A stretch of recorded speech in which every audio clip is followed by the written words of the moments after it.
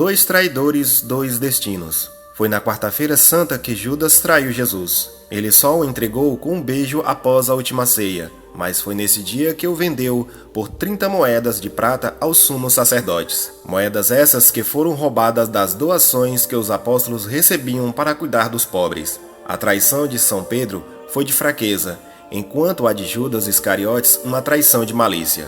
Muitos de nós já traímos Jesus por fraqueza, mas poucos por malícia, pois requer uma podridão espiritual mais profunda, que não acontece de repente, mas após uma série de mentiras, egoísmos, desonestidades.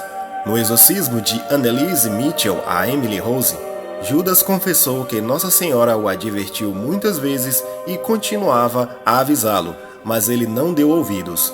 Ele se enganou sobre ela e não a amava. Como dizem muitos santos, a devoção à Santíssima Virgem é essencial para ser salvo. Nossa Senhora é chamada sustento dos apóstolos e podemos imaginar como ela consolou São Pedro após a sepultura de Jesus, pois ele chorou amargamente depois de ter se convertido pelo olhar de Cristo.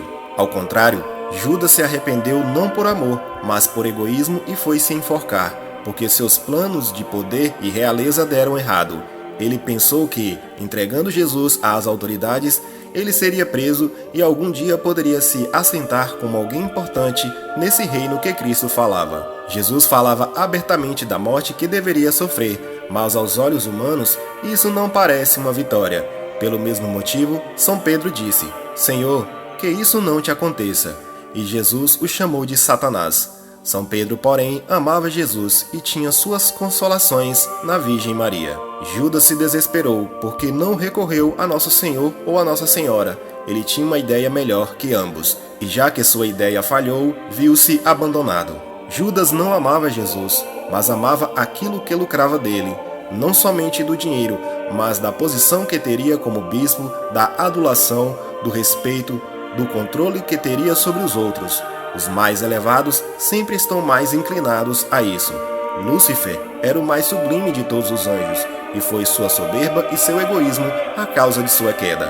Judas amava sua vida sobre tudo, mas São Pedro amava mais a Jesus e estava pronto para dar sua vida por ele, tanto de modo sobrenatural, como fez no seu martírio, mas também naturalmente, como fez no Getsemane, ao sacar a espada para partir a cabeça de Malco ao meio. Pedro conhecia a história dos Macabeus, conhecia os livros de Moisés e sabia que 5 de vós perseguiriam a 100 deles, e vossos inimigos cairão à espada diante de vós.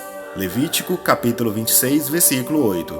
Ali no jardim havia 5 contra 60. Naquele momento, o amor de Pedro por Cristo ainda estava misturado com suas próprias vontades, querendo estabelecer o reino como ele havia concebido, e por isso caiu 3 vezes no mesmo dia.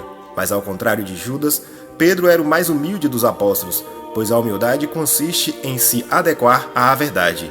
Pedro viu que estava errado e não teve o orgulho de se manter no erro. Emendou-se e depois de chorar amargamente e ser consolado pela Santíssima Virgem.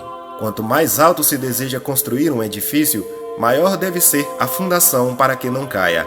A humildade de Pedro foi tão profunda que ele foi lançado como a pedra fundamental da igreja, sendo coroado com a mesma morte de seu mestre. E tudo isso porque já não era mais Pedro que vivia, mas Cristo que vivia nele. Sancti Petri, ora pro nobis. Louvado seja nosso Senhor Jesus Cristo, para sempre seja louvado e sua Mãe Maria Santíssima.